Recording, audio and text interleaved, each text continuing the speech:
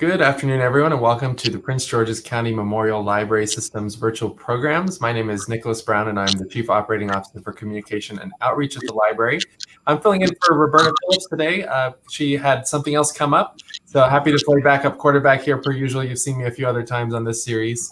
And today's program is really awesome because we're going to be talking about the census and all things community resources here in Prince George's County.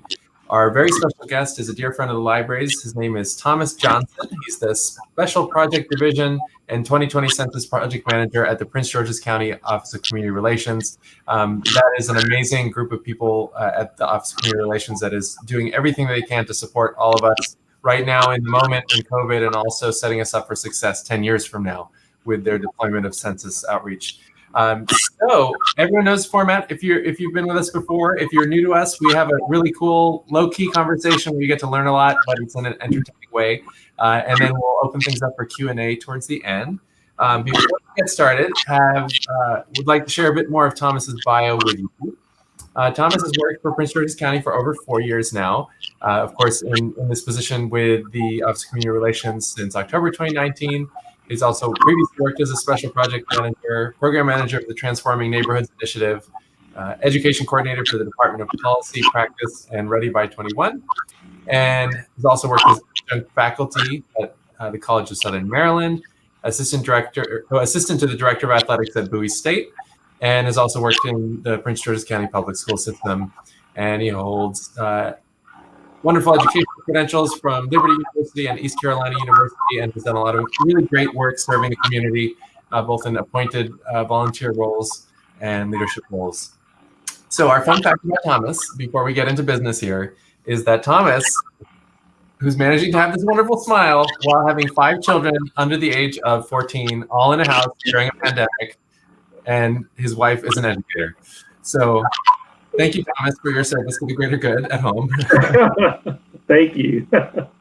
And we're so glad to have you here with us today. You were with us for our virtual Census Date town hall back in April, and my, has the world maybe changed in some ways, or maybe not changed in a lot of other ways, which is kind of horrifying. But we're here and we're surviving as a community. So can you talk a bit about how you came to work on the census with the Office of Community Relations? Cool. Well, first of all, Nick, thank you for having me. Also, Ms. Phillips, you all are great partners. So I want to talk about that amazing partnership a little bit later. But first, I want to say I want to recognize our director, Ms. Unisha Davis, who is the director of the Office of Community Relations, as well as Derek Davis, who's the deputy director, and our new associate deputy director, Miss Daphne Benbow. She's amazing as well as Sharice Young, who just holds it all together. She's the glue. So let me talk about everything that's going on. So what's happened was I was in the division of special projects, and it came around, I believe last year, that we started discussing the importance of the census. And I didn't know how important it was. Like many people, we just don't understand how it impacts. But I was asked, hey, Thomas, would you like to join this team of interagency where we would get this count to 85% of the folks getting the count? And I said, well, sure, I would love to. This is a huge, it's not even a project. I call it a program because there's so many facets. And I said, absolutely, I would love to. Little did I know what I was getting into at that time, because we had really great momentum building up. Everything was well. And then COVID kind of just came in. And a lot of people, I'm an athletic person, so it really made us a pivot, right? And made us think about how to do outreach differently. So we just had to think on that level. But that's how I came to start doing it. And I love it. It's amazing to me that this is almost over. And so it's kind of bittersweet because I really want us to get the number. But I want everybody to be healthy too, because this is a time where family matters. Like it's important. The census matters. You see behind me there. So it's a lot. I know I maybe answered a couple of questions with that answer, but.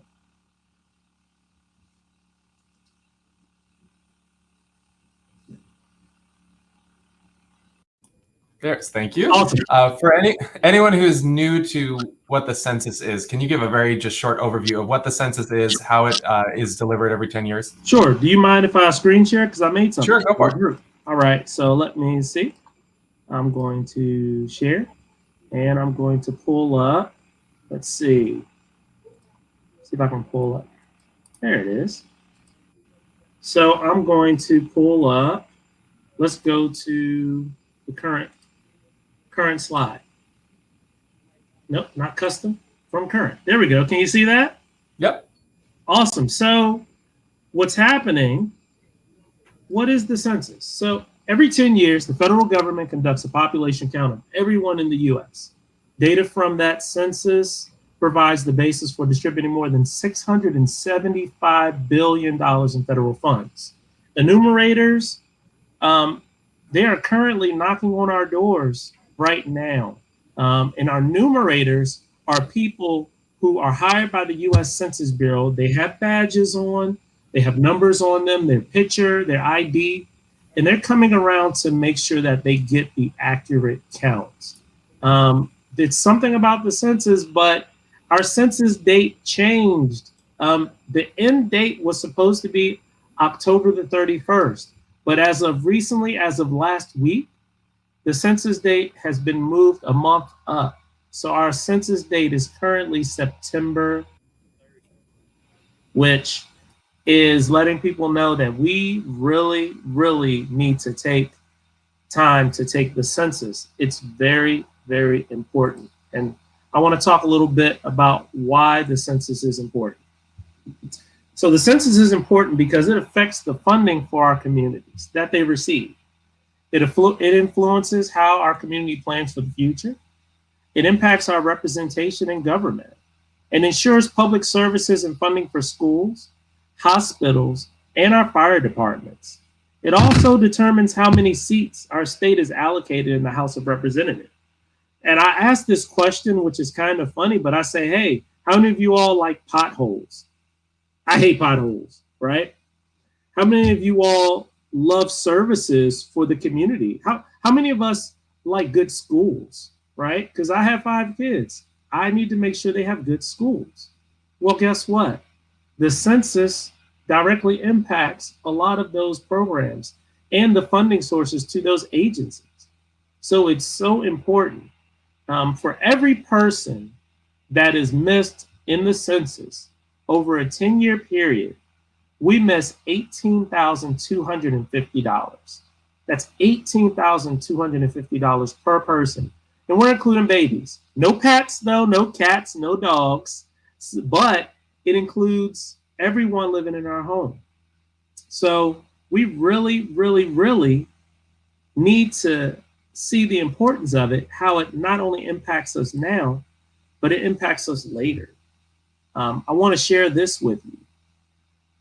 In 2010, the self-response rate, so there are 2 different rates that I want to discuss.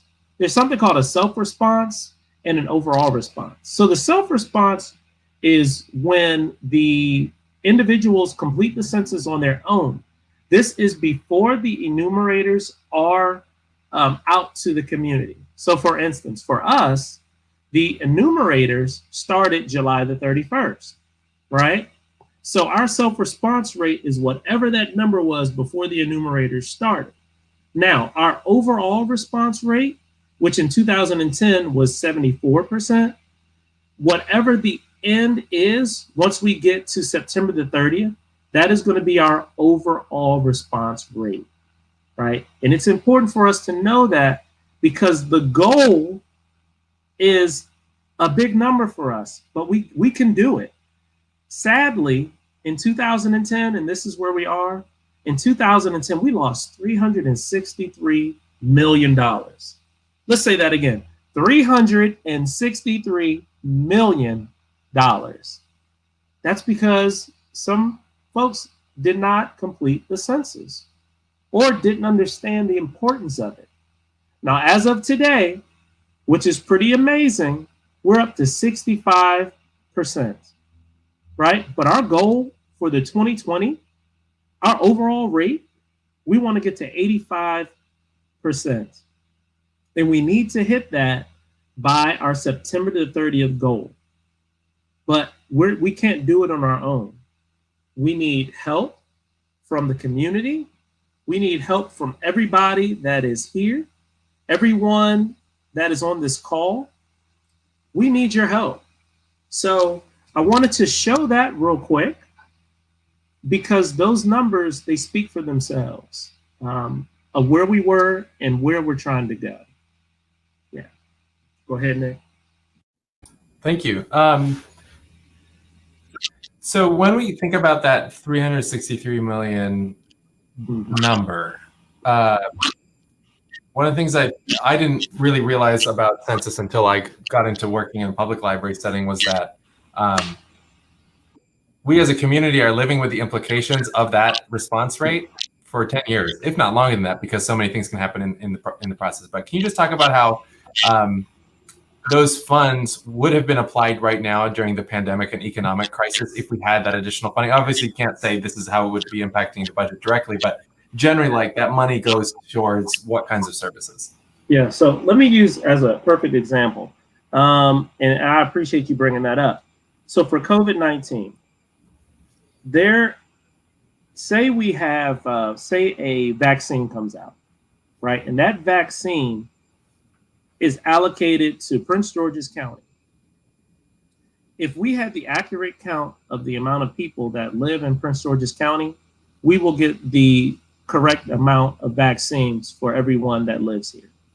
But unfortunately, because we had such a low count in 2010, when they do big pushes like that to communities to spread vaccines, it's not going to be the accurate account because everyone was not counted. So it directly impacts us as we look to things like this epidemic that is upon us. And that's one of the things to stay mindful of. I use another example. I grew up in Capitol Heights, Seat Pleasant, and we didn't have any grocery stores there. The only thing that we had was a Murray Steakhouse on Murray Steak on, I think it's Martin Luther King Avenue, 202. Right. No, that's not 202. It was Martin Luther King, MLK. A lot of people complained about having a place, a food store, but if we don't have the accurate count of people living in that area, then when prospective businesses come through and they're looking at data and they want to know that if they're going to get their return on investment, putting a store in here, will they get the money back? They don't see the return on investment, so they're not going to put stores there. So what ends up coming there are businesses that we may already have too many of, or ones that we may not want in our communities. So it is so important also to think about why the census is needed. Our hospitals right now, how many hospitals do we need in our area, right? That's another big thing, because if we have the correct count of people, we know that we need this many hospitals in this place to make sure it sustains if anything occurs. So yeah, that's a great question. Yeah. And even here on the library side, libraries are recipients of federal funding in various ways, oftentimes through the state libraries. And we have a federal agency that's the equivalent of the National Endowment of the Arts or Humanities, but for libraries, it's called the Institute for Museum and Library Services. And when they take, for example, CARES Act relief money, they look at the population per capita at the state level, and then the local jurisdictions within that, and then they apportion out. They'll say, okay, we're going to divvy up the pie so that this much funding becomes available to those local jurisdictions. And all of us who are living with this 2010 number and the implications of it have been basically operating at a handicap in terms of the availability of federal funds for the last decade. So has huge implications if we think about education resources, for example. Our school system, which is a really wonderful school system filled with great educators and staff and public servants, they had to make a hard pivot to virtual learning right now, which you as a parent certainly are dealing with. And they would have been prepared with more resources had they had better census response rate for 2010. And that's crazy to realize that this has such a direct daily impact. But it's an important realization to have, and then hopefully live with that realization for the rest of your life as the 10-year cycle comes along. I think it's kind of fun. There's all kinds of good census swag that you can get. Exactly. While we're on that, can you tell us about your census events? So we've had a ton. Well, you said census swag, and I'm we're proud to be counted here in Prince George's County. Just wanted to show that. So, and it always reminds me of my terrible towel because I'm a Steelers fan. I just want to plug that right now. It's all about we're proud to be counted here in the county. But yes, so the Office of Community Relations saw that in July, we needed to make a serious push, July to August, to really get the numbers up because we knew the enumerators would come out.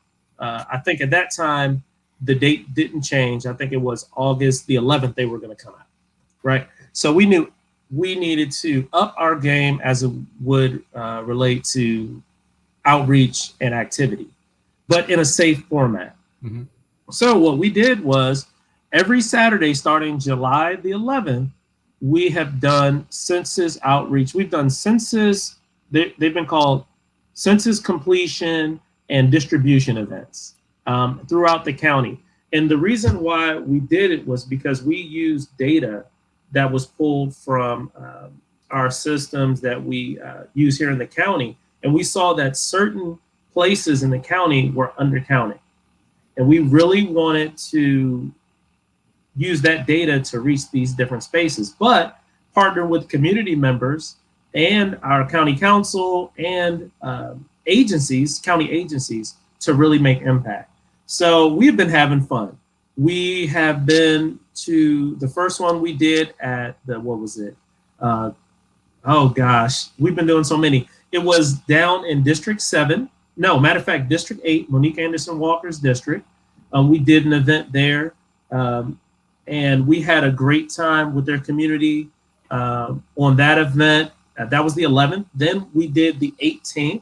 We were at Oak Crest Community Center with Council with Rodney Streeter. We had a great time there. We gave Forward Church. We gave away 600 boxes of food. Also, the library partnered with us for each of these events. They allowed us to have 2,000 backpacks. So we were able to give backpacks out at these events. Parents love them. We also partnered with our agencies, Department of Public Works and Transportation, Department of Environment, DPI, Department of Permitting, Inspection, and Enforcement.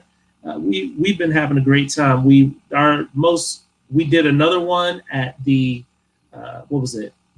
College Park, at the Church of the Nazarene, where we partnered with them. They gave away about 350 meals. We just finished a big one with District 2 in Langley Park, where we helped, we saw about 1,145 people. Wow. and signed up 115 people to complete the census. Awesome. Right? That was awesome. And so our next event is coming up this weekend. It's going to be Saturday. It's going to be 11 to 1. It's a drive-through event. And it's going to be at Ebenezer Church in Landover Hills. You can come through and register. You're going to be able to get backpacks. You're going to be able to get meals. And as well, you'll be able to complete your census if you have not. So we're inviting folks out to be a part of that event. We have a final event that's going to be taking place at the County Executive Building right here in Largo. That's going to be on August the 22nd. That's going to be a 10 to 12 event that will be taking place. We're excited about that because this will kind of be our, wrap up. This is our, we also have something called 100 Events of Summer. And so it's going to be our wrap up for that as well as for this census event. When I get a chance, I'll talk to you a little bit about our 100 Events of Summer, because that's also another awesome thing that we're doing in the county, and it's all virtual, right? We just want people to be safe, to have information, to understand what's going on. We also have, we got a lot going on. We also have what's the 311 Know Your Government call that's happening every Tuesday. and we had the police chief on this past Tuesday. And we also had, before that, we had the employee Prince George's on. And so our goal is to educate, but also push the census. Definitely. Because we realize the backbone of all of this over a 10-year period is going to be sustainable finances coming to the county. Awesome. Yeah. While we're on that topic, I know you've got one of the 100 events today. Do you want to tell everyone about that one? I thought it was pretty cool. Yeah, so you're talking about the unique Afro beats? Yep. Yeah. So this is, and I need to really give a shout out to Harrison Nuoso, who's doing an amazing job. He is putting all these events together. I'm going to tell you what, this is the website y'all need to go to. And you can know about everything taking place with the Office of Community Relations. It is ocr.mypgc.us/100EOS. All right. If you go to that site, just plug it into your Google, push enter, it's going to pull it up. Matter of fact, do I have it open? I probably do because I'm on there always looking. But everything that we're doing with the Office of Community Relations, you'll see it up there. We have videos that have been put up there. I don't know if you can share screens, Nick. Sure. See it? Can you share and show while we talk? I can. Let's cool. So this is where you find out of all the information that's going out. We work very closely with the county executive's office and all of the agencies. We have our direct connect to the county exec's office, Ms. Daphne Bimbo. She is the one who works right in step with the county exec's office, as there are different things that they're doing too. Also, don't forget on 8/13, we have another event that's with Chef Ship. So I think it's going to be some cooking going on. Just ways to be healthy, understand our eating, and you know, we love to all be in place in front of each other. Here we go. That's the website. 100 events of summer, entertainment. Look, you all follow us on Twitter, follow us on Instagram. Please do. And if you go down, if you'd like to be a sponsor of some of these events and you really want to help what we're doing, please get in contact with our sponsor person, Robin Evans. There's a list of events there too that you can click on when you get through.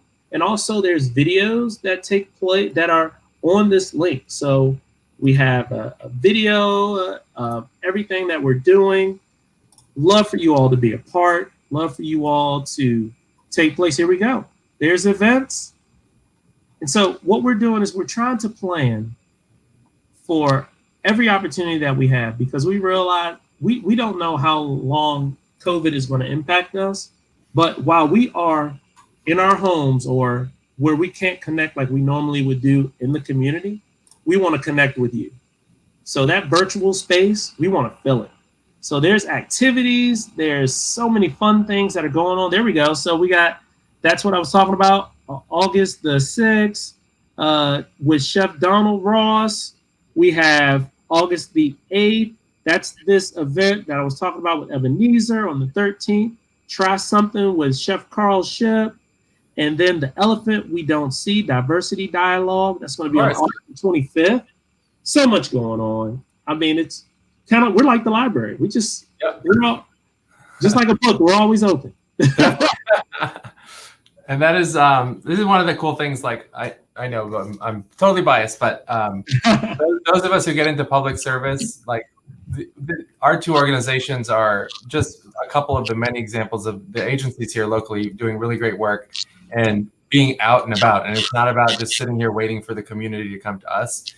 We are reaching you now in your homes, on your mobile devices, probably more than you even want to see with all the email alerts that you're getting. But we would always want you to be over-informed rather than uninformed, and know that everyone in public service here in Prince George's County is here for you. We live in the community. We love being here. We're very Prince George's proud. If you couldn't tell by the banner here that's in Thomas's living room or wherever he's set up. And if folks have ideas of things that they need to see more of from the agencies, let us know. And it might not be something that our agency is responsible for, but we know how to reach the right folks and steer you in the right direction. Yeah. For example, here at the library, we have an Ask a Librarian call service that's going Tuesday through Saturday, where you can call in, and if you need help with getting materials from the library or curbside service, or if you need some help on census and you just want to talk to someone local and you know your librarian and would rather talk to them, we're here to help you on all of that as well.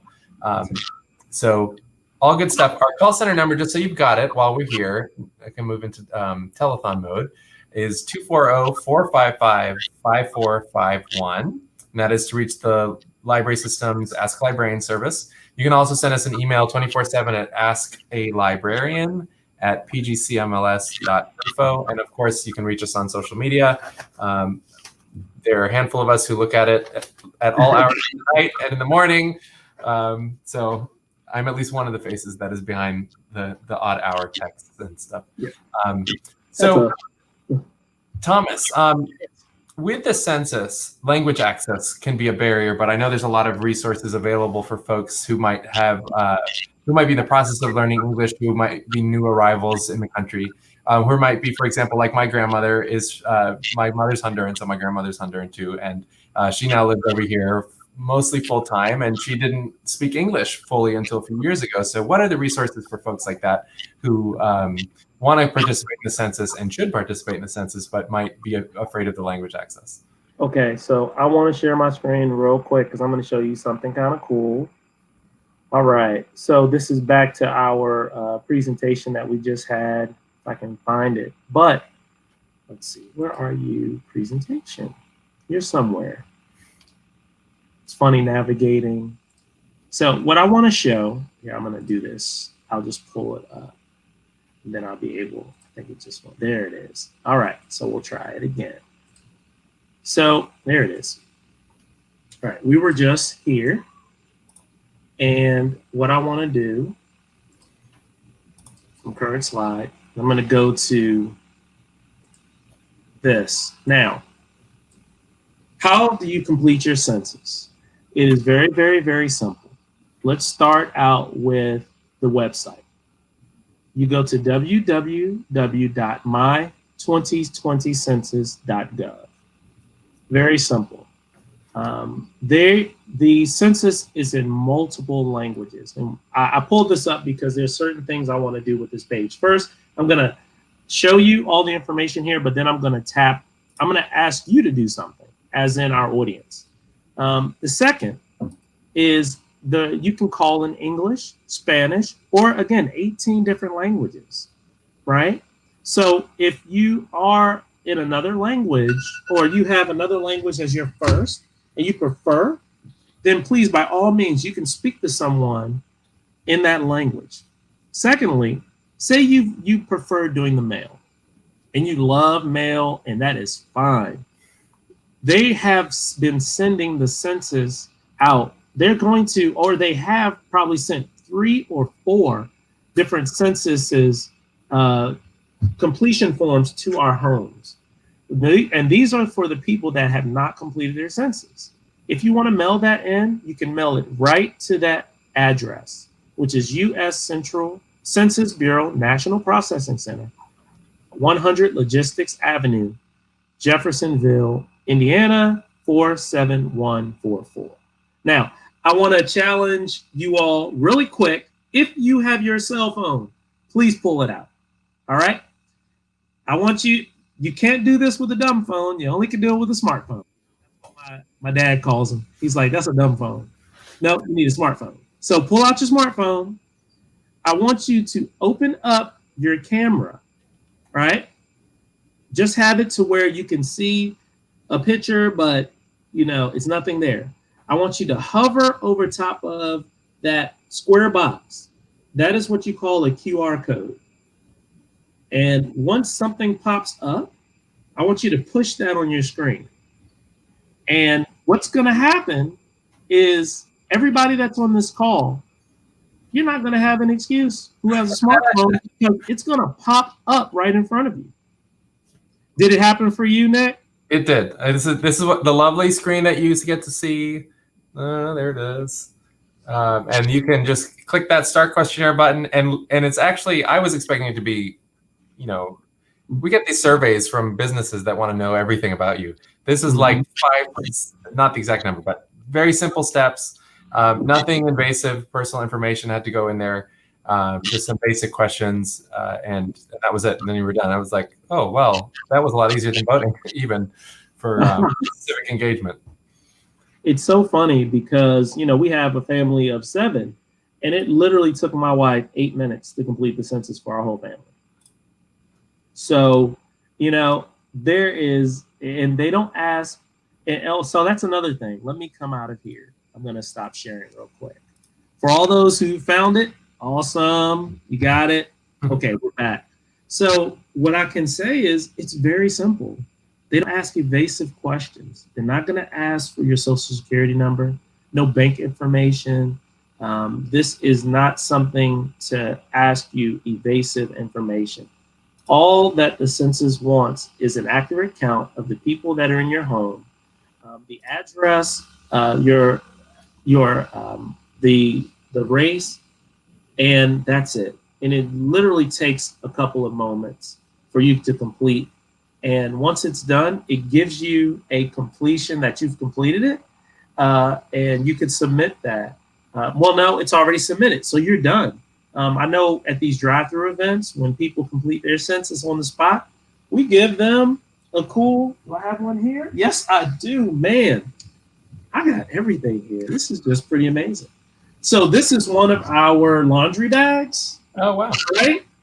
But we have t-shirts because we want to make sure that once you've completed your census, that you're proud to be counted, right? And we want you to wear that proudly because you have definitely, I spoke to a person last week. She completed the census for her mom. It was 3 of them living in their home, mom, her son, and herself.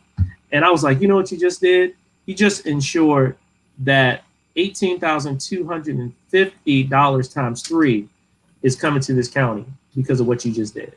She was like, wow, I just did. And that took no time. I was like, you're right. It took no time. So let's think about that impact. Definitely. Yeah. Very cool. So what happens now? I know there's a process where the online response and the phone response is going to become less of the focus around the promotion for census. And what happens then when the enumerators start going door to door? Okay, so right now we're at a place where the enumerators are here. And matter of fact, email went out about that because of the move up of the date. So it's now, if you have not completed your census, you will have a knock on the door. They are coming into our neighborhood, but what I really want you to do, please, by all means, and I wish I had my ID in front of me, they have a picture of themselves on there. They also have a number, right? See, I even have my picture there. They have a number that tells what number they are from the Census Bureau. And there's a phone number on their badge that says that you can call that number to check to see if they're an official census taker. You can request that from them. And by all means, they should give it to you. And you can close your door, say, you stay right there. I would just want to check to see if you're official because they are coming around. And that's why we're pushing so hard right now for folks to complete their census because, this is COVID time and everybody we want to feel safe in our home. It literally will take you as much time as it takes to drink a cup of coffee to complete your census on your own, rather than have someone come and knock on your door. And they're here in Prince George's County. They've already started. We've had calls of folks coming and talking. And some people are asking, are they really supposed to be here this early? We're like, yes, they're here. They're coming. And we've asked you to complete it. So if you have not, that's why you're getting the knock. It's no offense. You're just going to get the knock. So to stop the knock, complete your census. So here's a hypothetical question that I know members in our immigrant community, which is really amazing and diverse and thriving in the country, might be thinking about. Say you're a DACA recipient and you are under that program, which allows you to stay in the country legally with status, and of course, this is going back and forth in the courts a lot. But say you are someone with DACA status, as an example, is it safe for you to answer the door and talk to the census person? It is. You will not be reported. You will not have your information shared. You can complete your census. Again, they're not asking for any of that information. And know this, and these are things I feel safe saying that we can look out for. If there is a person that comes to the door and you don't feel safe that that's a census worker, don't open your door. Whatever they say. If you see a law enforcement person with this person and they're trying to say they're from the Census Bureau, they're not even supposed to associate themselves with them, right? So that's clear. You can, by all means, do not worry about this person taking your information. Your information is safe. It will not be shared. Also, I wanted to let you know that if by any chance, and this is anybody, this is not just a DACA recipient or anybody that is a legal immigrant, right? Or anybody that is a legal person that is living here in the United States. If our information is shared at all by anyone, they get a $250,000 fine and or 5 years of imprisonment. So this is very serious, and we take it extremely serious because we know, first of all, we want people to trust what we're doing. This is our county. I live in this county. I love this county. I want to make sure that for years to come, in 10 years, my oldest 14 now, he's going to be 24. What am I doing right now to make it better for him? And this is a legacy that I'm leaving in a positive nature. I also want to say this.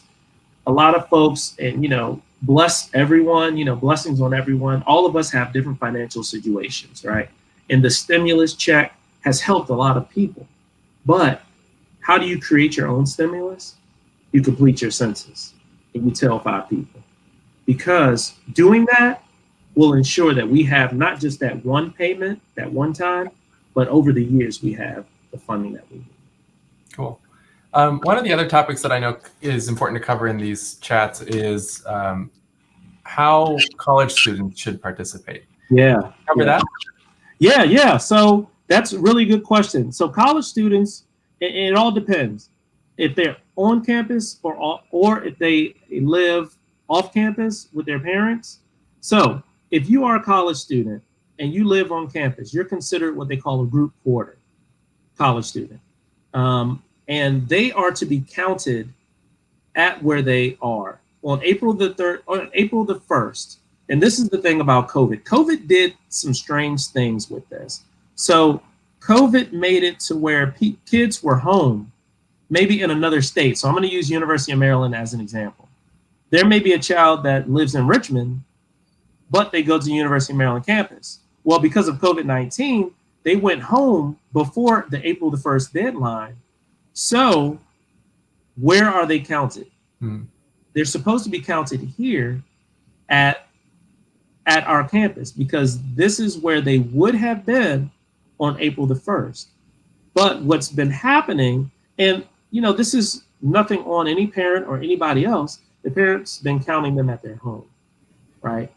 They're supposed to be counted here. If you are a community student and you go to Prince George's Community College and you live at home, guess what? You're counted at home. You're not counted at the school because you don't stay on campus. They don't have a campus there.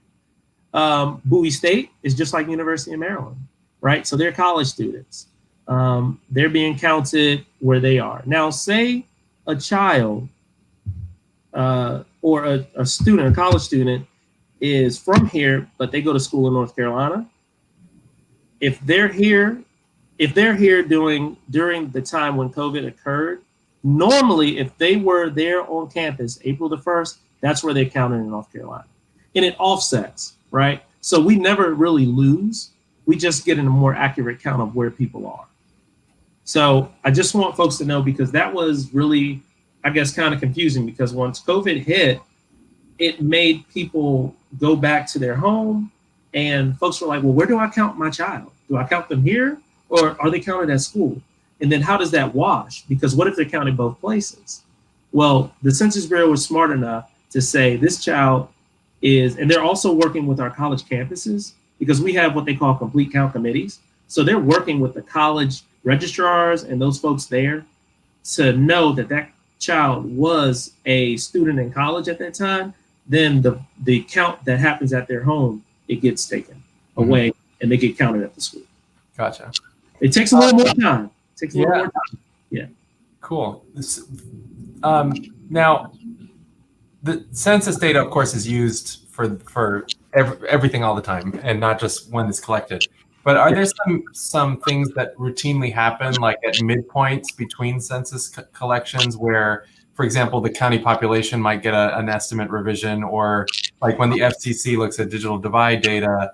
It's like if you go on and look at the data from the last census, there are some things that are updated at different periods since 2010. How does that all work? So there is the census that takes place every 10 years. And then they have something called the American Community Survey, ACS, that takes place every year. Now, the one thing about one of the difference between those is that only a certain percentage of the population receives the American Community Survey, right? Only a small percentage. But the whole United States receives the US Census. So what happens is every year, and we may never get it. You may never get it. You all on here may never get the American Community Survey, or you may have gotten it twice or 3 times. It's funny. I've talked to a lady. She got it like 4 times. And she's like, wow, how do I keep getting picked? I'm like, I don't know. But so she completed her survey. And what they're trying to do is get it like an estimated and more accurate account, because it happens every year, right? It would be extremely taxing to say, do the census every year, right? But the way they're doing this, and that's how you get the data all the time, and that's how you can see the numbers happen between those decades, right? So you'll see 2018 data, 2019, and then you have this big census data, 2020, and then you'll see another 2021. You're gonna every year get this this data, this American Community Survey. Funny enough, that form is longer than the census is, and it used to be the old census form. So for those that remember, I mean, I was a child then, but I remember the enumerator coming to our house, staying for like 2 to 3 hours, sitting us on the couch, counting each of us and asking questions, eating dinner with us, and then, you know, saying like, have a great day, and thank you for participating in the census, right? A little different now. But yeah, that information, that's how they're able to get more accurate information every year. And that's what that community survey, that's what that is. Great. Yeah. Well, as we're nearing the end here, I'm going to invite folks to ask us questions if you've got them. You can just type them in on the chat or comment boxes wherever you're watching us from. We are live on Facebook, YouTube, and Twitter. So feel free to go ahead and type them in, and I'll have a couple final words here while we wait for questions to come in. First off, we'd just like to let everyone know that the library has its own census webpage where we have a lot of the information that Thomas has covered in one place. If you are a fan of the library's website, and it is pgcmls.info/2020-census. We also have some really cool programs that I would love to bring to your attention, and I suspect Thomas is registered for at least one of these with his family. And if he's not, he's got to sign up too, just like he's gotten me to do my census. The first one is our summer library engagement program called Summer at Your Library. We are presenting this with the Washington Nationals this year, which of course are the reigning World Series champions, and this season doesn't count, so they get to reign for 2 years. With that, with this program, it's running till August 21st. You can create your account on there. It's open for all ages. You can log your reading, attend virtual programs, or just use our online resources and earn prizes like free t-shirts. We have grand prizes for tickets to the Washington Nationals, a college savings fund for one of the team participants. So we're going to give you the money to start a college savings fund, which is really great. And for all of you adults, we've got a new grill. So one person will win a new grill as part of that process. And we've got some great other prizes, gift certificates, and books and such. You can register for that at pgcmls.info/summer at your library. Nice. And The second program is Books from Birth, and this is an initiative that we do in partnership with both County Executive Elsa Brooks and the Dolly Parton Imagination Library Foundation. And it is a program to provide free books to children under the age of 5 to build a home library and promote kindergarten readiness and early literacy. It's an amazing thing. You could sign up. It is literally free books to your door for you to keep for up to 5 years for your child. If you don't have a child in your house, say you're a grandparent and you have grandbabies somewhere in the county, sign them up or tell their mom or dad or guardian to sign them up. And many other libraries outside of this area have this program too. So encourage your connections to check it out. So pgcmls.info/free books, super simple, register on there. You do need to be a county resident in order to register through us for that program. And for a very limited time, we are giving everyone who registers for Books from Birth a free copy of Ibram X. Kendi's brand new book called Anti-Racist Baby, which is the #1 children's book in the country now for several weeks. And that's a special bonus that we got going for summer 2020 because life is crazy and we all have books, and giving you a book is about the best thing that we can offer in terms of helping you keep connected with some great resources and opportunity to learn as a family. So those are my PSAs for the day. Questions. I know shout out for Miss Vivian, who is our #1 fan of Community Conversations. Says hi, Vivian, and she's sorry that she couldn't be here with you today, but I'm sure you'll see her again soon. And one final question for Thomas, from me at least, and we'll see if anything comes in from the audience here. Now that you have worked in this role of advocating for participation and engagement with the census, what has really stood out as one of the things that makes you proud to be Prince Georgian? Wow, that's a good one. When I go drive through the county and I see the impact that we're making as we do things together. For instance, I was somewhere at I'll tell you exactly where I was. I was in Hydesville, and I was literally at a stoplight, and I saw a child walking with their PGMLS backpack on. Awesome. I remember, I was like, we didn't do an event in Hydesville yet, but for some reason they had that. And I was like, you know what? For them being there, they got impacted. They got help with food. They got help with resources from the library. I remember the other vendors that were there as well that helped. Some of our county agencies like the Department of Public Works and Transportation, they were there, Department of Environment, and they had an opportunity to complete the census. If we didn't host that event and we didn't collaborate, that child wouldn't have been impacted, and anyone else around them. So I love having that happen, like to see real time that what we're doing matters. So yeah, that's one of the many things that make me proud. That stood out, that one. Well, thank you for sharing that. That's really great. And I hadn't heard that yet, so that's awesome. I appreciate you sharing. And Thomas is one of, everyone who is a colleague in this community for us as a library is a rock star and a wonderful team member in the broader team here. I'm involved in some other groups in the county through work, and the work is literally it's to the level of people who serve the community collecting boxes at their home to make sure that essential supplies like diapers are getting to families who need them. And people are doing that.